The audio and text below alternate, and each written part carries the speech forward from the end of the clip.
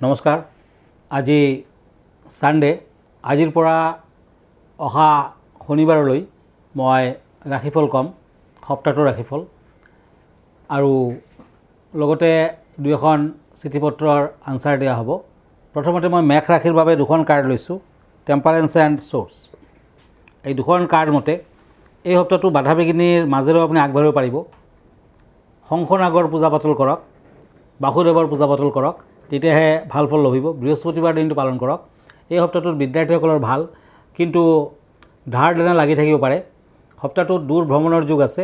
Driving নকৰিব, সৰু সুৰা দুৰ্ঘটনাৰ যোগো দেখুৱাই আছে। শুভ কালাৰ হ'ব ৰেড কালাৰ, শুভ নাম্বাৰ হ'ব 4। এতিয়া আহিছোঁ বৃষ ৰাশিলৈ, টৰাছ। এখন tarot card cups and page of source.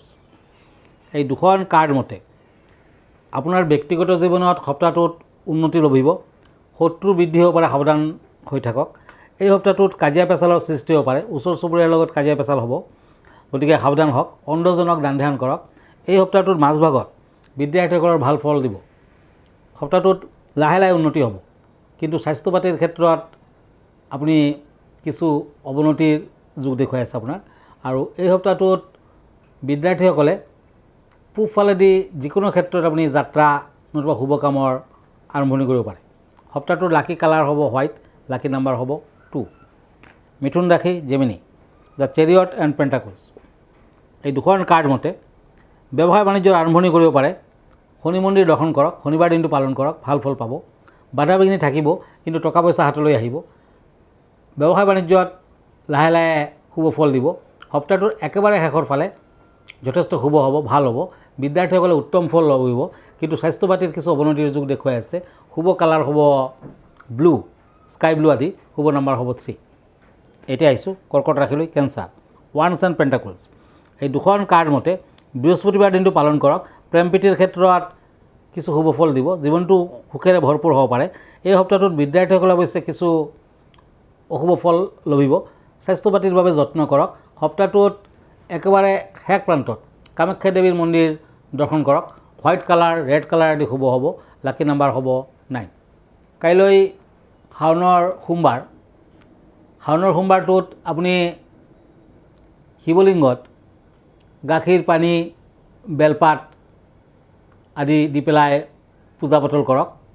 আৰু কাইলৈৰ পৰা যদি এবছৰ প্ৰতি সোমবাৰে আপুনি দিনৰ ভাগত লঘোণত থাকিব পাৰে, নতুবা ফল মূল আহাৰ কৰিব পাৰে, ৰাতি নিৰামিষ আহাৰ গ্ৰহণ কৰক, তেতিয়া আপোনাৰ মনৰ উদ্দেশ্য সফল হ'ব।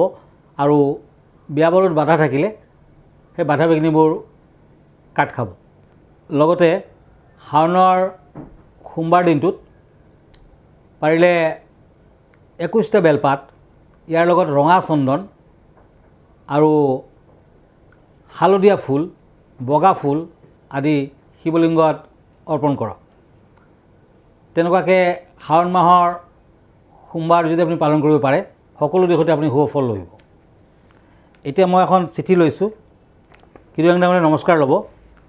শুনিছোঁ অহা 17 আগষ্ট মনসা দেৱীৰ পূজা, এই বিষয়ে কিবা ক'ব নেকি? হয়, মনসা হ'ল হিন্দু শাস্ত্ৰত সৰ্পৰ দেৱী। যিকোনো বিষধৰ প্ৰাণীৰ পৰা ৰক্ষা কৰিবলৈ হ'লে মনসা দেৱীৰ পূজা পাতল কৰক। প্ৰজনন শক্তিৰ আৰু ঐশ্বৰ্য লাভৰ বাবে মনসা দেৱীৰ পূজা পাতল কৰা হয়। আৰু মনসা দেৱী হৈছে শিৱৰ স্বীকৃতি কন্যা। শাওনৰ সংক্ৰান্তিত মনসা পূজা হয়। এই দিনৰ পৰা সূৰ্য কৰ্কট ৰাশি ত্যাগ কৰি সিংহ ৰাশিত প্ৰৱেশ কৰে। গোটেই দিনটো উপবাসত থাকি গাখীৰ আৰু কলেৰে মনসা পূজা কৰিব লাগে, তেতিয়া সৰ্পদংশনৰ ভয় নাথাকে। আৰু মনসা পূজা কৰিলে বাস্তুদোষ কটা যায়, পাৰিবাৰিক সুখ শান্তি ঘূৰি আহে। শাস্ত্ৰমতে সন্তান প্ৰাপ্তি আদিৰ ক্ষেত্ৰত শুভ ফল দিয়ে, মনৰ ইচ্ছা পূৰণ হয় আৰু সৰ্বভীতি দূৰ হয়। মনসা দেৱী ভক্ত বৎসল আৰু তেওঁৰ পূজা পাতল কৰিলে কোনো ধৰণৰ বেমাৰ আজাৰো কিন্তু কষ্ট নিদিয়ে। আৰু এখন চিঠি, এইখন লিখিছে এই মাহটোত জোলন যাত্ৰা, সেই বিষয়ে কিবা ক'ব নেকি? হয়, 16 তাৰিখৰ পৰা 19 তাৰিখলৈ জোলন যাত্ৰা আপুনি মানি চলিব পাৰে। 19 তাৰিখে আকৌ ৰাখি পূৰ্ণিমা আছে। ভাতৃয়ে ভগ্নীৰ পৰা ৰাখি গ্ৰহণ কৰে, ভগ্নীয়ে ভাতৃক ৰাখি পিন্ধায়, ভাতৃৰ দীৰ্ঘায়ু কামনা কৰে আৰু ভাতৃ ভগিনীৰ সম্পৰ্ক সুদৃঢ় হয়। যেতিয়া দ্ৰৌপদীয়ে কৃষ্ণক ৰাখি পিন্ধাইছিলে, তাৰমানে কৃষ্ণ সুদৰ্শন চক্ৰৰ দ্বাৰা যেতিয়া হাতখনত আঘাত পাইছিলে, ৰক্তপাত হৈছিলে, তেজ ওলাইছিলে, তেতিয়া দ্ৰৌপদীয়ে নিজৰ শাৰীৰ পৰা এটুকুৰা কাটি লৈ কৃষ্ণক বান্ধি দিছিলে। ইয়াৰ হৈছে প্ৰথম মানে পৃথিৱীত ৰাখি বন্ধন। তেতিয়া কৃষ্ণই প্ৰতিশ্ৰুতি দিছিলে যে তুমি মোৰ ভগ্নী, এতিয়াৰ পৰা তুমি বিপদত পৰিলে মই নিশ্চয় ৰক্ষা কৰিম। তাৰ পাছত যেতিয়া দ্ৰৌপদীৰ বস্ত্ৰহৰণ হৈছিলে, তেতিয়া কৃষ্ণই কিন্তু বস্ত্ৰ দান কৰি দ্ৰৌপদীক ৰক্ষা কৰিছিলে। গতিকে সেইদিনাখন ভাতৃ আৰু ভগ্নীৰ সম্পৰ্ক সুদৃঢ় কৰাৰ বাবে সকলোৱে ৰাখি পূৰ্ণিমা পালন কৰক, নিশ্চয় শুভ ফল লাভ কৰিব পাৰিব। আৰু জোলন যাত্ৰা হৈছে দ্বাপৰ যুগত এই উৎসৱৰ সূচনা হৈছিলে। সেইদিনাখন ৰাধা কৃষ্ণক দোলনাত দোলালে কৃষ্ণ সন্তুষ্ট হয় 16 তাৰিখৰ পৰা 19 তাৰিখলৈ, আৰু শ্ৰীকৃষ্ণক পীতাম্বৰীধাৰী বুলি কোৱা হয়। গতিকে হালধীয়া মিঠাই, হালধীয়া ফুল আদি দি পেলাই শ্ৰীকৃষ্ণৰ পূজা পাতল কৰক, ময়ূৰৰ পাখি আনি ভগৱানৰ ওচৰত ৰাখক, শুভ ফল দিব। আৰু জোলন যাত্ৰাত যদি কৃষ্ণৰ পূজা পাতল কৰে সুখ সমৃদ্ধিয়ে ভৰি উঠে। পূজাৰ আগত ৰাধাকৃষ্ণৰ চৰণত তুলসী পাত অৰ্পণ কৰক, কিয়নো তুলসী পাত শ্ৰীকৃষ্ণৰ অতি প্ৰিয়। জোলন যাত্ৰাৰ সময়ত গীতা পাঠ কৰক, গায়ত্ৰী মন্ত্ৰ জপ কৰক, শান্তি লভিব। মূলতঃ ৰাধাকৃষ্ণৰ বৰ্ষাকালীন প্ৰেম আৰু আৱেগৰ উৎসৱ হ'ল জোলন। এইকেইদিন শংখ 5 বাৰ বজাব লাগে, তাৰ পাছত শংখটো মুচি ওখ স্থানত ৰাখিব লাগে। এই সময়ত ভিকাৰীক দান ধ্যান কৰিব লাগে। শ্ৰীকৃষ্ণৰ পচন্দৰ ভোগ, পায়স, ক্ষীৰ, মালপোৱা আদি নিবেদন কৰিলে সকলো দিশতে আপুনি শুভ ফল আশা কৰিব পাৰে। ধন্যবাদ। এতিয়া আকৌ 2খন কাৰ্ড লৈছোঁ সিংহ ৰাশিসকলৰ বাবে, ওৱান্স এণ্ড নাইট অফ ওৱান্স। এই 2খন কাৰ্ড মতে বাধা বিঘিনি আছে, কিন্তু আপুনি আগবাঢ়িব পাৰিব। যিকোনো ক্ষেত্ৰত আপুনি শুভ ফল পাব। এই সপ্তাহটোত কিন্তু সৰু সুৰা দুৰ্ঘটনাৰ যোগো আছে। তামৰ আঙুঠি পিন্ধক আৰু বিদ্যাৰ্থীসকলে শুভ ফল আশা কৰিব পাৰে। এই সপ্তাহটোৰ শেষৰ ভাগত যাত্ৰা কৰিব পাৰে, কিন্তু পূব দিশত যাত্ৰা বৰ্জনীয়। শুভ কালাৰ হ'ব হোৱাইট কালাৰ, শুভ নাম্বাৰ হ'ব 6। এতিয়া আহিছোঁ কন্যা ৰাশিলৈ, চ'ৰ্চ এণ্ড পেজ অফ পেণ্টাকলছ। এই 2খন কাৰ্ড মতে সপ্তাহটোত পাৰিলে নিৰামিষ আহাৰ গ্ৰহণ কৰক, শুভ ফল দিব। কাৰণ এই সপ্তাহটোত বিভিন্ন ধৰণৰ পূজা পাতল আদি আছে, আৰু সোমবাৰে যেতিয়া শাওনৰ সোমবাৰ, গতিকে নিৰামিষ আহাৰ নতুবা লঘোণতে থাকিব লাগে, ভাল ফল দিব। ভ্ৰমণৰ সময় দেখুৱাই আছে, ভ্ৰমণ কৰিব পাৰে, নিবনুৱাসকলৰ ভাল হ'ব। অন্ধজনক দান ধ্যান কৰক। এই সপ্তাহটোত বিদ্যাৰ্থীসকলে যথেষ্ট আগবাঢ়িব পাৰিব। ব্যৱসায় বাণিজ্যত মধ্যম ফল, কিন্তু খৰচাৰ মাত্ৰা বেছি হ'ব পাৰে। কন্যা ৰাশিৰ জাতক জাতিকাসকলৰ শুভ নাম্বাৰ হ'ব 3, শুভ কালাৰ হ'ব গ্ৰীণ। তুলা ৰাশি, Libra, pentacles and page of ওৱান্স। এই 2খন কাৰ্ড মতে বাধা বিঘিনি আছে, কিন্তু শান্তি লভিব। দূৰযাত্ৰা আদি হ'ব পাৰে। নিজৰ স্বাস্থ্যৰ প্ৰতি নজৰ দিয়ক। পিতৃ মাতৃৰ বাবে কিছু অশুভ কাৰক।